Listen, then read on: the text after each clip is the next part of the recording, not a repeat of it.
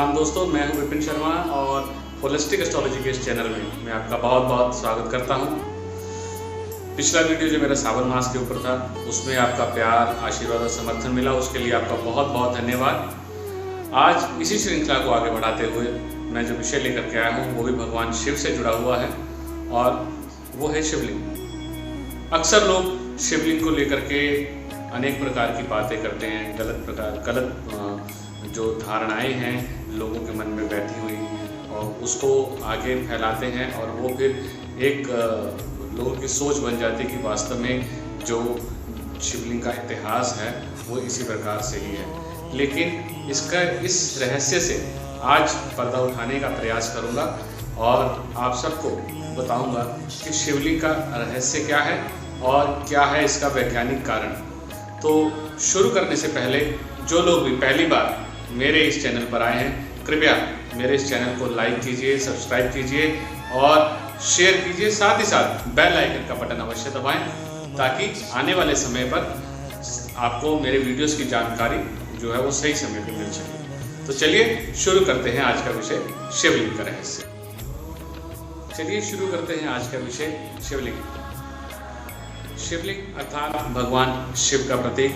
भगवान शिव जो मोक्ष स्वरूप है, ब्रह्म स्वरूप है, वेदों का स्वरूप है, जो कल्याणकारी है, जो ओंकार का मूल है और जो गुणों से रहित है। निर्गुणम हम बोलते हैं, जब रुद्राष्टकम स्तोत्र बोलते हैं तो उसमें उसका अर्थ मूलतः यही है, निजम निर्गुणम निर्विकल्पम निरीहम। तो उसका जो अर्थ है वो वास्तव में यही निकलता है। अब शिवलिंग में जो श है और उसको ई की मात्रा है, शी का अर्थ है पापों का नाश करने वाला और व का अर्थ है वरदान देने वाला, अभय देने वाला। तो इस प्रकार से जो पापों का नाश करके हमें अभय देता है, अभय वरदान देता है, हमें आशीर्वाद देता है, वो शिव है। शिव में जो ई की मात्रा है, जो आगे ई की मात्रा आती है, शास्त्रों में ऐसा वर्णित है और भगवान शिव ने भी जो बताया है, वो शिव में जो ई की मात्रा है वो माँ आदिशक्ति है। जो लोग दुर्गा सप्तशती का पाठ करते हैं वो इसको बहुत अच्छे तरीके से समझ पाएंगे कि ई का अर्थ आदिशक्ति के साथ क्यों जोड़ा गया है, क्योंकि उसमें उल्लेख है दुर्गा सप्तशती में। तो शिव में अगर ई की मात्रा जोड़ दी जाए तो वो शक्ति बन जाती है, लेकिन वही शिव से यदि ई की मात्रा हटा दी जाए तो वो शव बन जाता है। अर्थात दो चीज़ों के, दो ऊर्जाओं का समावेश से ही भगवान शिव जो है वो है। शिव के साथ इसीलिए शक्ति कहा जाता है, शिव शक्ति इसीलिए कहा जाता है। शिवलिंग को यदि हम देखें तो आप देखिए ऊपर का जो भाग है वो भगवान महादेव हैं और जो बीच का भाग है जहाँ से जल जाता है नीचे वो माँ पार्वती है। तो शिव जो है वो ऊर्जा का स्रोत है। विज्ञान भी इस चीज़ को मानता है, दो चीज़ों को मिला करके ही एक बनता है। यदि हम साइंस की बात करें तो जो वाटर का फॉर्मूला है वो H2O है, हाइड्रोजन प्लस ऑक्सीजन। इसी प्रकार से कार्बन ऑक्साइड है CO2, इसी प्रकार से मीथेन का फॉर्मूला है CH4। मैंने साइंस ज़्यादा पढ़ी तो नहीं, लेकिन जितनी बेसिक जानकारी है उसके अनुसार से इतना तो ज़रूर है कि दो चीज़ों को मिला करके ही एक बनता है। जैसे H2O जैसे मैंने बताया, ऐसे ही शिव और शक्ति को मिला करके ही एक ऊर्जा बनती है जिसे शिवलिंग हम कहते हैं। इसके साथ साथ शिवलिंग का हम बहुत गलत मतलब निकालते हैं, लेकिन लिंग के आगे अगर पुं का शब्द जोड़ दिया जाए तो वो पुल्लिंग बन जाता है और इसी प्रकार उसके आगे स्त्री का शब्द जोड़ दिया जाए, स्त्री को जोड़ तो स्त्रीलिंग बन जाता है। उसी प्रकार से लिंग के आगे शिव को जोड़ दें तो वो शिवलिंग बन जाता है। लेकिन हम इसका बहुत गलत शब्द जो है वो निकालते हैं। जो अर्थ हम निकालते हैं वास्तव में वैसा है। लिंग का अर्थ है स्तंभ, चिन्ह, जेंडर जिसको बताते हैं वो है। तो अब देखिए, जैसे मैंने लिंग का अर्थ बताया संस्कृत में स्तंभ या प्रकार है, इसी प्रकार से कोटि का अर्थ भी करोड़ भी होता है, प्रकार भी आता है। हम मंत्र बोलते हैं वक्रतुंड महाकाय सूर्यकोटि समप्रभा, मतलब जिनकी जो सूंड है वो वक्र है और उनमें करोड़ों कोटि सूर्य का, मतलब कई प्रकार के सूर्य का तेज जो है उनके अंदर विद्यमान है, भगवान गणेश के लिए कहा गया है। तो कोटि को प्रकार से जोड़ा गया है। इसी प्रकार से यदि हम एक और शब्द को लें उत्तर, तो उत्तर दिशा भी है। उत्तर हम किसी बात का जब जवाब देते हैं उसको भी उत्तर कहा गया है। काम, जो हम काम करते हैं उसको भी काम कहते हैं। काम का संबंध वासना से भी है। तो इस प्रकार से ऐसे कई शब्द हैं जिनका अर्थ जो है वो दो निकलते हैं, लेकिन ये देखने वाली बात है कि वास्तव में उसका अर्थ वहाँ पर क्या होता है। इसके साथ ही आप यदि शिवलिंग को देखें तो शिवलिंग का जो प्रारूप है, जो उसकी आकृति है, और जो हमारे न्यूक्लियर रिएक्टर सेंटर्स हैं उनकी आकृति लगभग एक जैसी है। ऐसी क्यों है? और जहाँ हमारे 12 ज्योतिर्लिंग हैं, आप हमारे 12 ज्योतिर्लिंग को देखिए तो उनके पास जल का स्रोत अवश्य है, चाहे वो गोदावरी हो, चाहे वो नर्मदा हो, चाहे वो अलकनंदा हो। इसी प्रकार से जो हमारे न्यूक्लियर रिएक्टर सेंटर भी हैं पूरे विश्व में कहीं भी होंगे, उनके पास जल का स्रोत ज़रूर होगा।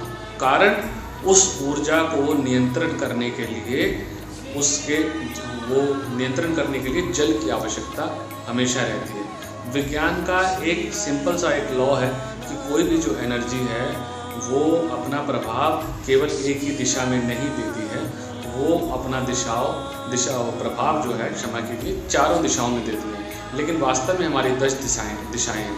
यदि आप रात्रि में अपनी कार से कहीं हाईवे पर के ऊपर जा रहे हैं तो जो उसकी हेडलाइट है उसका प्रभाव केवल सीधा ही नहीं पड़ेगा, वो फैलती है। तो इसी प्रकार से जो ऊर्जा है, शिवलिंग के आसपास ऊर्जा का भंडार रहता है। ऊर्जा हमेशा जो न्यूक्लियर रेडिएशंस हैं, रेडियो एक्टिव जो रेज हैं, वो हमेशा प्रभाव में रहती हैं।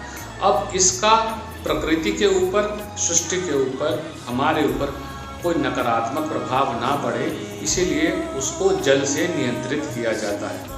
और इसीलिए आपने अक्सर देखा होगा कि शिवलिंग की परिक्रमा पूरी नहीं की जाती, आधी परिक्रमा की जाती है। जहाँ पर जल गिरता है उसको लांघा नहीं जाता। लेकिन बहुत लोग ऐसी गलती करते हैं कि जहाँ पर जल गिर रहा है उस जल को या तो वो पी लेते हैं, अपने ऊपर छिड़काव करते हैं, या उसको भर के ले जाते हैं और घर पे छिड़काव करते हैं। वो बिल्कुल पूरी तरह से गलत है, क्योंकि वो जो जल है वो पूरी तरीके से एक्टिव होता है। यदि उसमें हम गंगा जल या कोई शुद्ध जल मिला करके हम उसको पी लें तो वो अमृत का काम करेगा, और अगर हम उसको घर पे भी छिड़काव करें तो वो शांति लेकर के आएगा।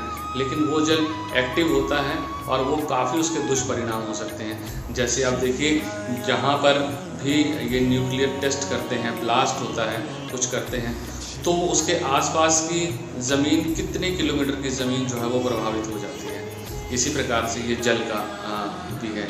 और शायद भगवान शंकर को इसीलिए प्रलयकारी भी कहा जाता है, या जो प्रलय आती है जब वो तब बोलते हैं भगवान शंकर का तीसरा नेत्र खुल गया है। तो ये न्यूक्लियर एक्टिविटीज़ का और शिवलिंग का जो अर्थ है, न्यूक्लियर रिएक्टर सेंटर्स का और जो भगवान शंकर का जो प्रतिबिंब है शिवलिंग, उसका आपस में क्या संबंध है मैंने बताया है। शिवलिंग की आकृति को देखें तो वो एक शून्य का आकार में आपको लगती है। शून्य अगर हम देखें तो ब्रह्मांड जो हमारा सोलर सिस्टम है, यूनिवर्स है, उसको भी अगर हम देखेंगे तो उसकी आकृति भी यही लगेगी। तो इस प्रकार से मैंने आपको बताया शिवलिंग का आध्यात्मिक और वैज्ञानिक पक्ष क्या है। तो आज के बाद यदि कोई भी आपको लेकर के आपके सामने उपहास करता है कि शिवलिंग के ऊपर दूध चढ़ाया जा रहा है, वो वेस्ट हो रहा है, वो उसका नुकसान हो रहा है, जल क्यों चढ़ाते हैं, इन चीज़ों को लेकर के और गलत शब्दों का प्रयोग करते हैं, तो आपके पास अगर ये जानकारी होगी तो आप उनको समझा पाएंगे वास्तव में शिवलिंग का आध्यात्मिक और वैज्ञानिक पक्ष क्या है। तो आप, मुझे लगता है कि आप उनको भी जानकारी देंगे तो उनके लिए भी बेहतर होगा। तो शिवलिंग और शिवलिंग का अर्थ क्या है, शिवलिंग के पीछे रहस्य क्या है, शिवलिंग का वैज्ञानिक कारण क्या है, ये मैंने इस वीडियो के माध्यम से आपको बताया। उम्मीद करता हूँ आपको मेरा वीडियो ज़रूर पसंद आया होगा। यदि कुछ और भी आप अपने सुझाव देना चाहते हैं तो अवश्य दीजिएगा। जाते जाते माँ भगवती से और गौ भोलेनाथ से आपकी मंगल कामना करता हूँ। आप हमेशा स्वस्थ रहें, प्रसन्न रहें, जहाँ भी रहें। ईश्वर का आशीर्वाद आप पर हमेशा बना रहे। जय भोलेनाथ।